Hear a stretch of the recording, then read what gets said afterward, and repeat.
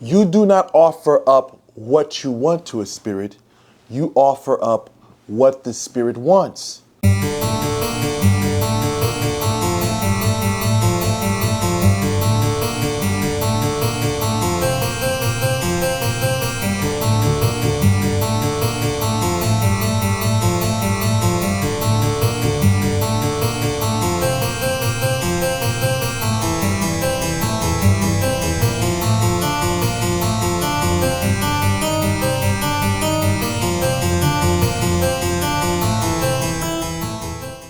That's like Nahab and Abihu in the Old Testament part of the Bible. They say Yahweh struck them down because they offered up a strange fire.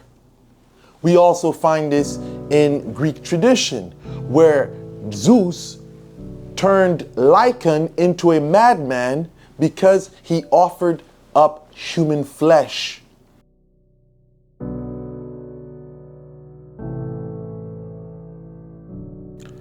There is a practice among some sorcerers and witches where they would do rituals at late hours of the night because they know the target of theirs would be sleep. They would do this with the hopes of affecting the individual's dream.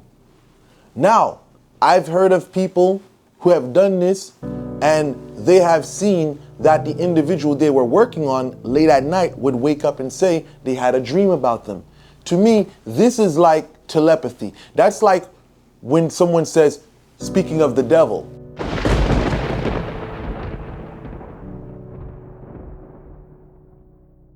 When you think of someone, it is sending a telepathic message to that individual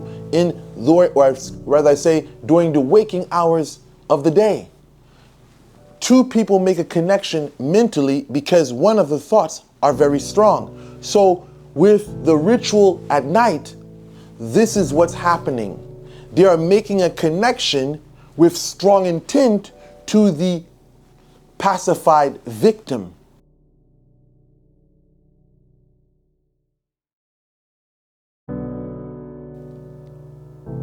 To my knowledge, I would say it's possible. There's been many that have done rituals late at night, and they were able to cause the individual to think about them or to have dreams about them, because when you're asleep, you're very vulnerable.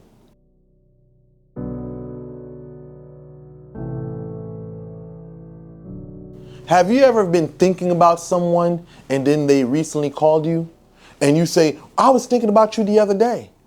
Because that person was thinking about the individual who received the call.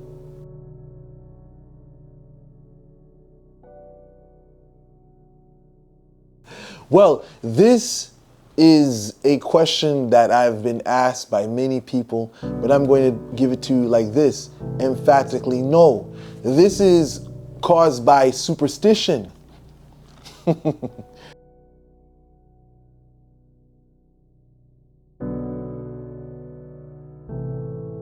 Let me explain this for a moment.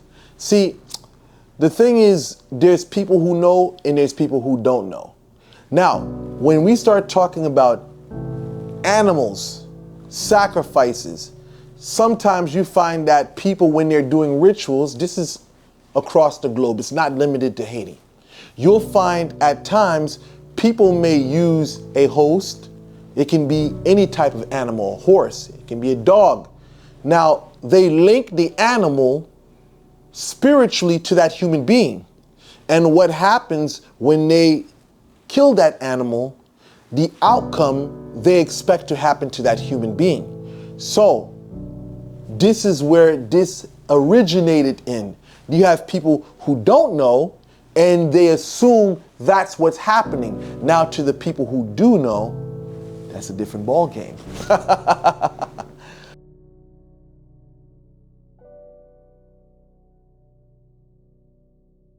So you say, what about all these stories of Lougarou? Well, let me explain something to you about the Lougarou. The Lougarou comes from the word Loup-garou. Haitian Creole is a patois version of French. So it's not really much of a difference, as you can hear in the name. Now, Loup-garou is something that occurred in France, which was pretty much a werewolf. Now, when it came to Haiti, it was associated with a lot of different things, but there's some similarities.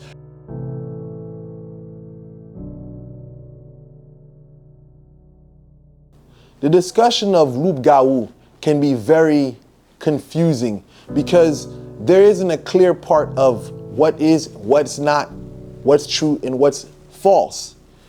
When we're talking about Loup-garou, historically, that was in France a werewolf. Now, when it came to Haiti, it took on a whole different meaning.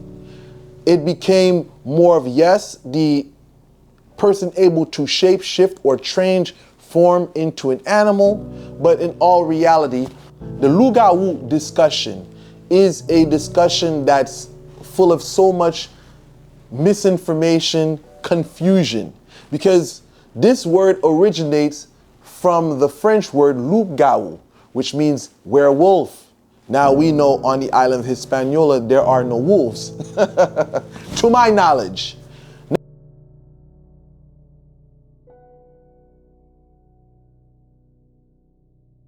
Now, when it came to that island, it took on a different form. This was usually the elderly person who was riding people at night.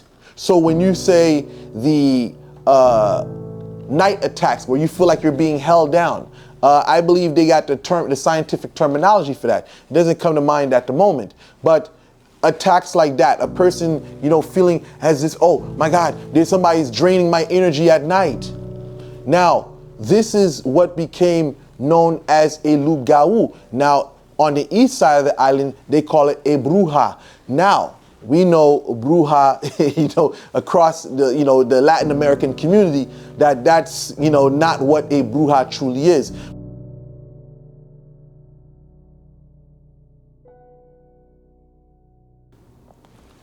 The loup-garou, this is really an energy that, let's just say, it can affect a person where it drains their life force. Now, this can fall into vampirism, because again, the loup-garou was originally a werewolf, but when it came to the island of Hispaniola, it took on a vampiric type of, demeanor.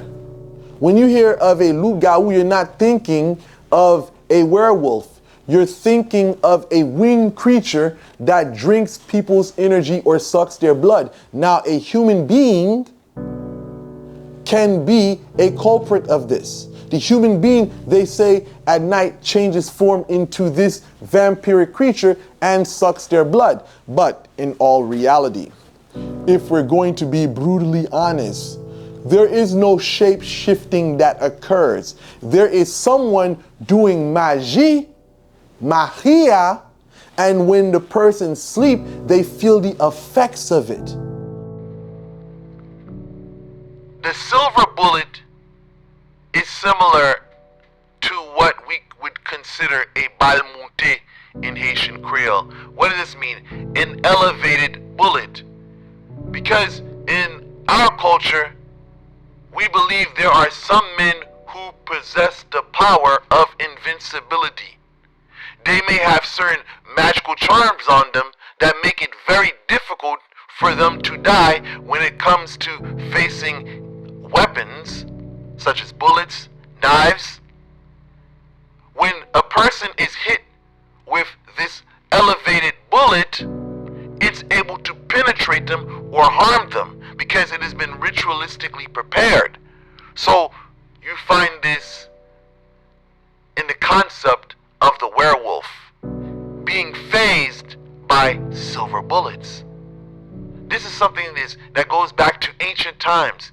People used to do rituals on their weapons to give it power to defeat the protection of their adversary.